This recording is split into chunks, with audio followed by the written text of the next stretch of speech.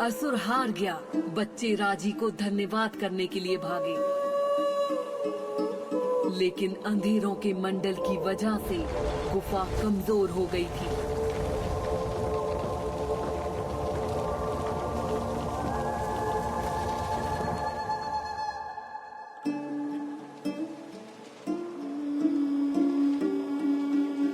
शायद राजी मरने वाली थी, शायद वो हार गई थी।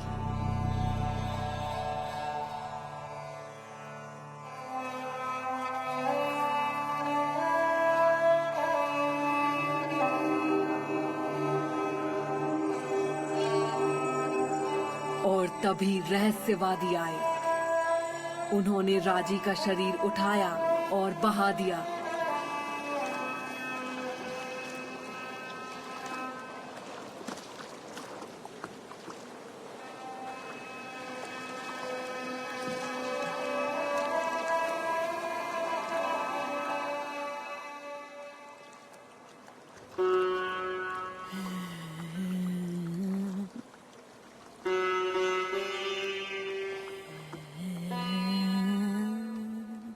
जैसे राजी बह रही थी, उसे दिखाई दिया।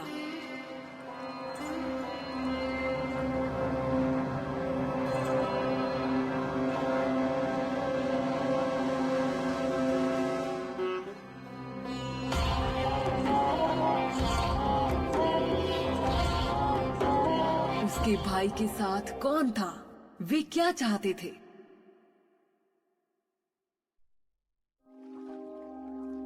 वो नाव में जाग गई और उसे दूर एक नगर दिखाई दिया।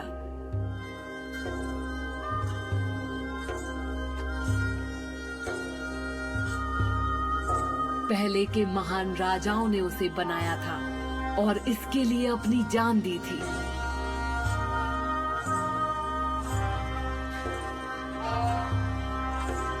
लेकिन अब वहां के रहने वाले दुष्ट परछाइयों के दास थे, अपनी इच्छा के खिलाफ।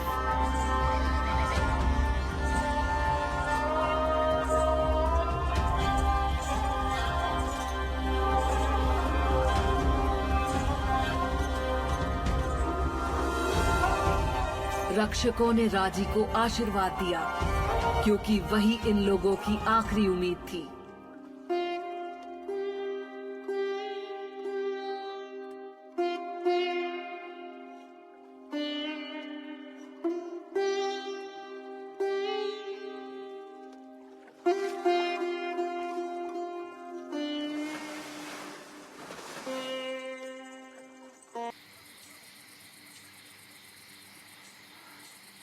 मैं कहाँ हूँ? क्या हुआ था? ओह, मेरे भाई, तुम बहुत पास थे। मैं तुम्हें ढूंढ कर रहूंगी। क्या मैंने उससे कुछ ज्यादा मांग लिया? ये तो समय ही बताएगा।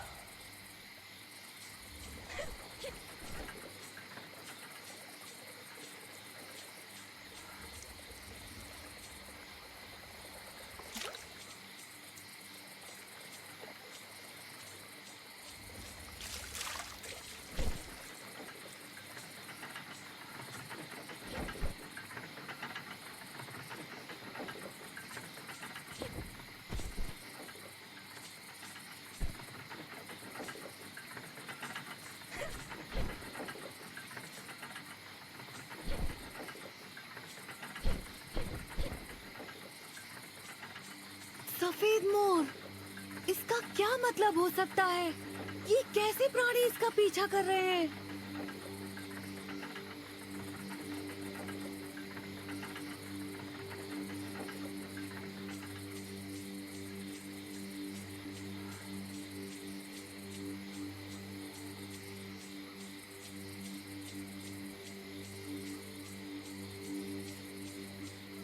गरुड़ द्वार। लेकिन देखिए, सैनिक रंगदा के जादू के वश में है।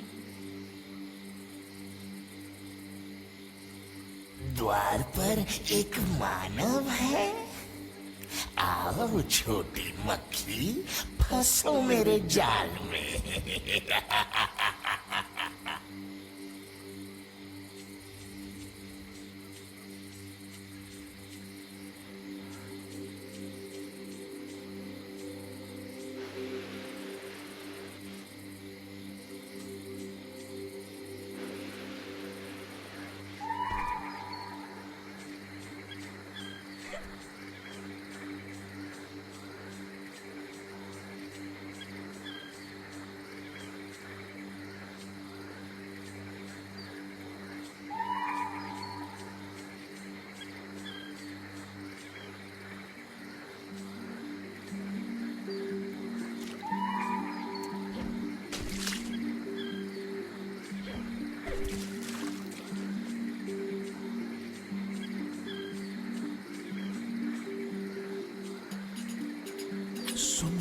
नदियों का नगर, लेकिन अब इन नदियों में विष घुल गया है। यहाँ बहुत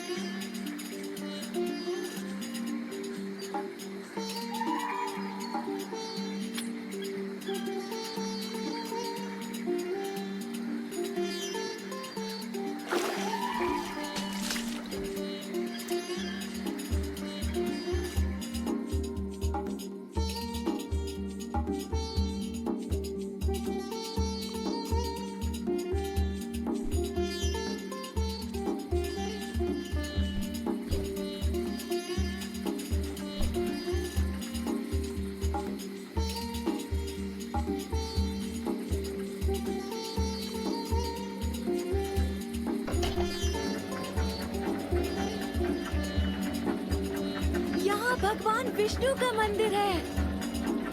ये हिरण्य नगरी होगी। मैंने इस जगह की बहुत कहानियाँ सुनी है। उसने आपकी प्रतिष्ठा के लिए बनाए गए नगर को पहचान लिया। क्या आप खुश नहीं हैं, भगवान विष्णु? ये मेरा नगर था, जो बेशक मेरे मंदिर के लिए बनाया गया था, लेकिन अब ये मेरा नहीं है। अब यहाँ पूरी शक्ति आवाज है।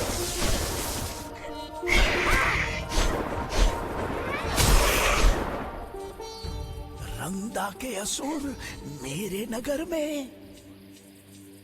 उसकी परछाई लंबी है। तुम्हें उन्हें हराना होगा राजी। वो आपको सुन नहीं सकती, लेकिन वो कर लेगी।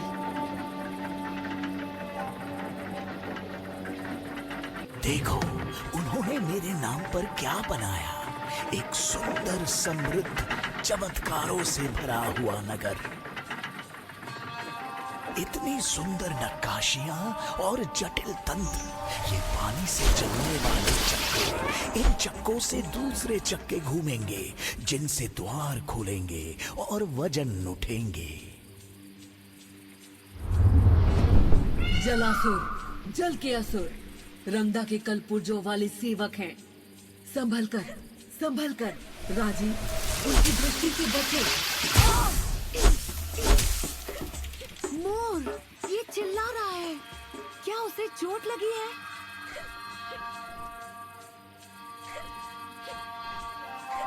याद है देवी दुर्गा, मेरे मंदिर में क्या है? बिल्कुल, ये उसे दूसरा अवसर देगा, लेकिन ये रास्ता बंद है। देखिए, रक्षक नदियां उफान पर हैं।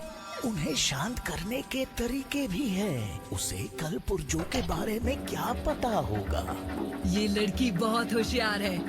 वो रास्ता ढूंढ लेगी।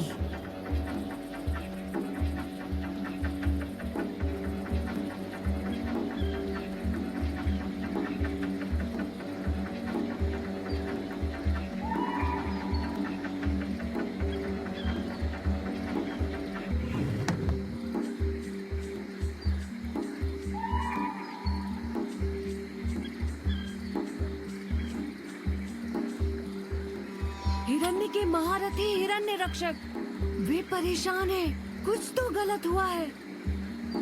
रंगदा ने मछलियां भी भ्रष्ट कर दी है। ये सही हो सकता है भगवान विष्णु, हम इसलिए ही यहाँ हैं।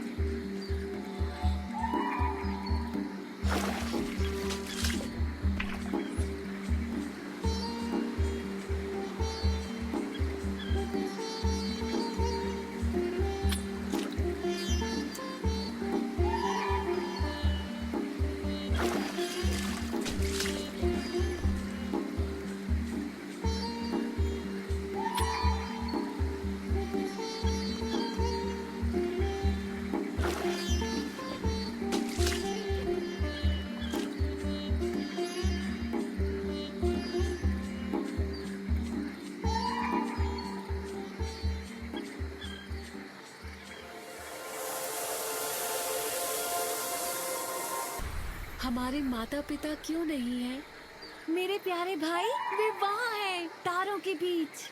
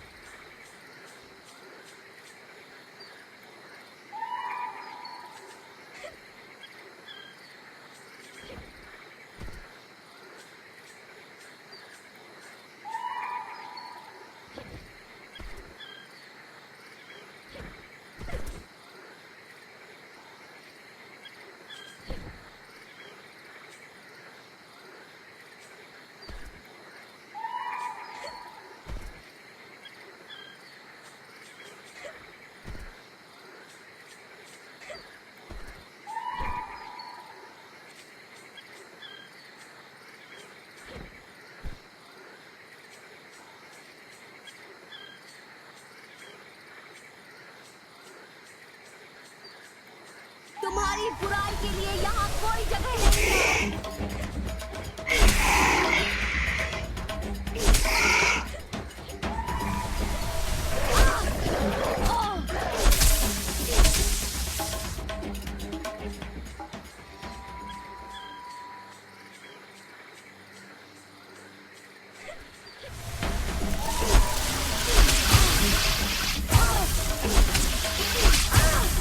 अब मुझे कमजोर मत समझना।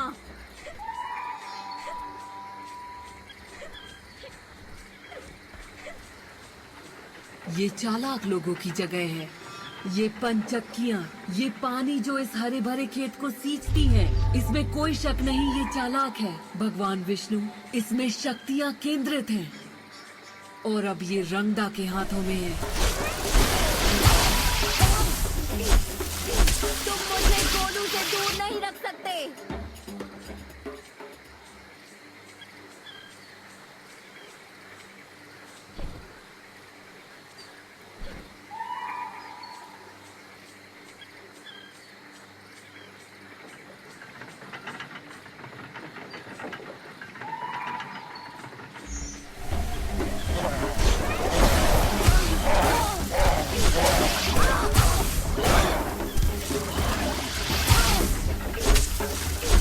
ये गोलू के लिए था।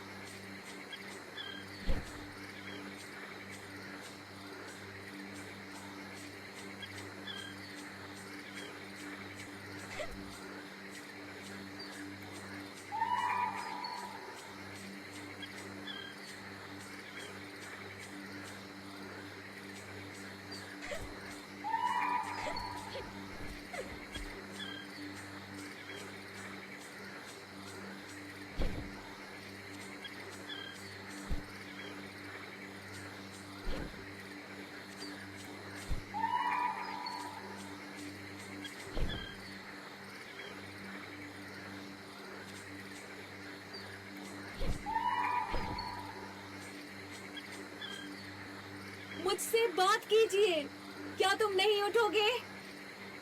इन लोगों की अपनी कोई इच्छा नहीं है। इनके दिमाग रंगदा के इशारों पर चलते हैं और इसलिए शहर बिना किसी लड़ाई के कब्जे में कर लिया गया। लेकिन वे जिंदा है और उन्हें आजाद कराया जा सकता है।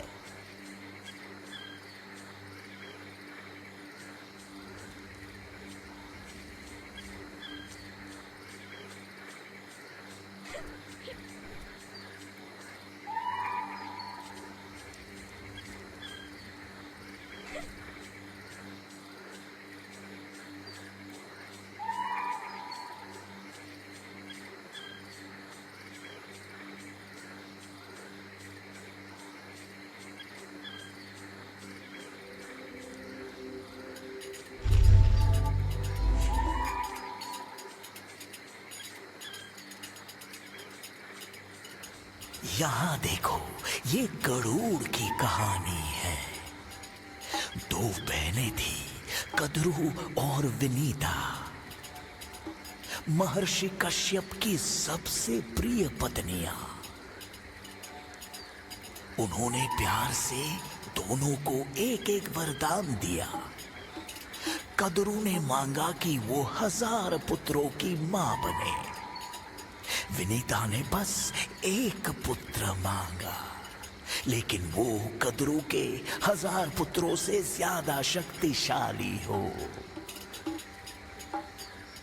महर्षि के आशीर्वाद से कद्रू ने 1000 अंडों को जन्म दिया। विनीता ने बस 2 अंडों को जन्म दिया। समय के साथ कद्रू के अंडे फूटने लगे। हर एक अंडे के अंदर एक सांप था।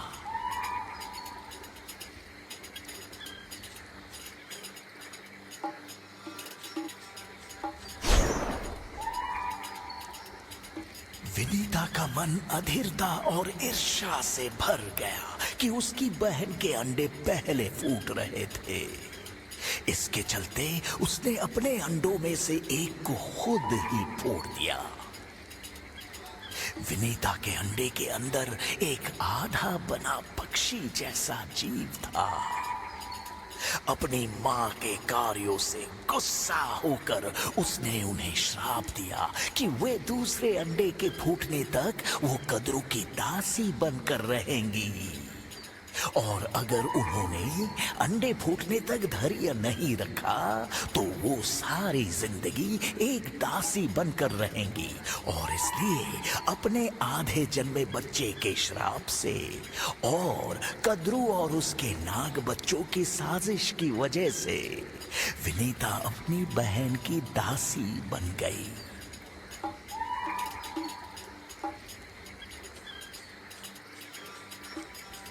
कई साल बीत गए और एक दिन विनीता का दूसरा अंडा फूटा और उसमें से निकला पक्षीराज गरुड़। अपनी मां को दासी बना देख गरुड़ ने नागों से उन्हें आजाद करने को कहा। वे मान गए, लेकिन एक शर्त पर कि गरुड़ स्वर्ग जाएगा और उनके लिए अमृत लेकर आएगा।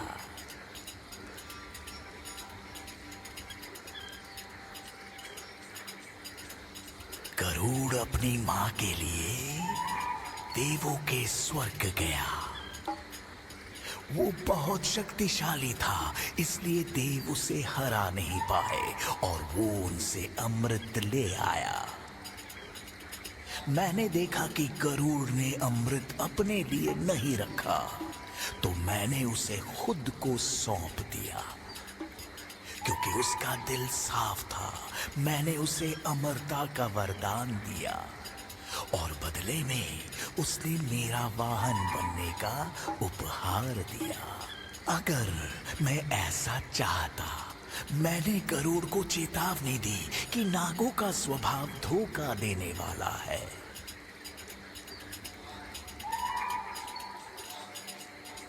गरुड़ अमृत के साथ नागों के पास पहुंचा, लेकिन उसने एक चाल चली। उसने कहा कि इसे केवल तब ही लिया जा सकता है जब वे खुद को पवित्र नदी में जाकर शुद्ध करे। जब वे नहा रहे थे, उसने उन पर हमला कर दिया और उन्हें खा गया। उसने अपनी मां विनीता को आजाद किया।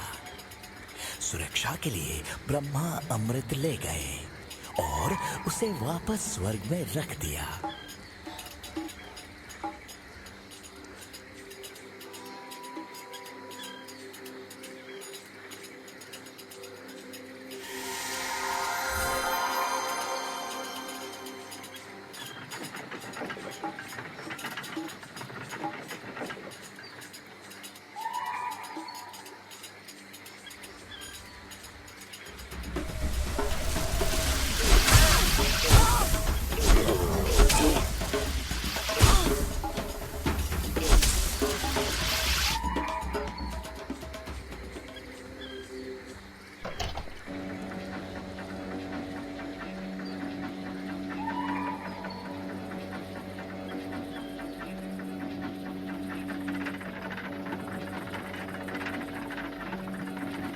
इस तकनीक से रक्षक नदियां शांत हो जाएंगी।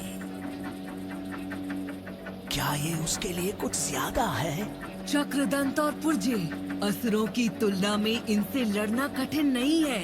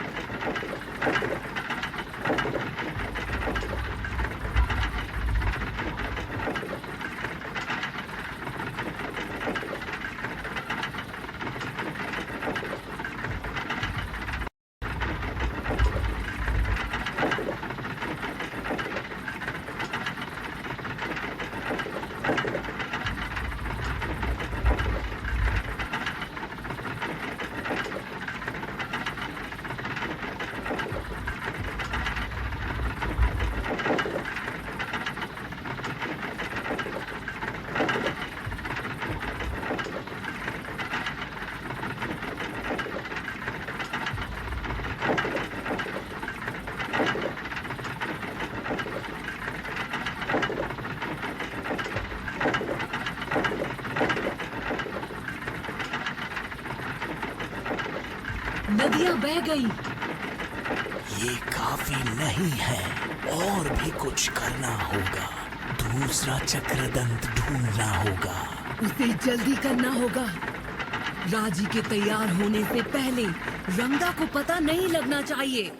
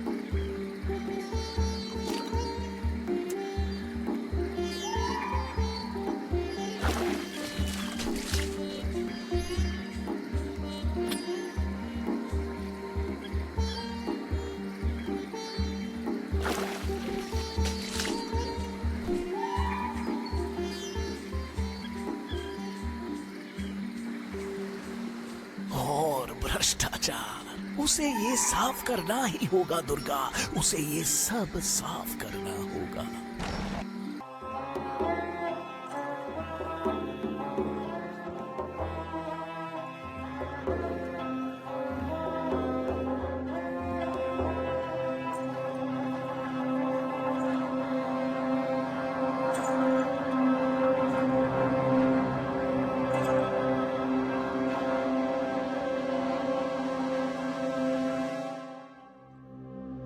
क्या था?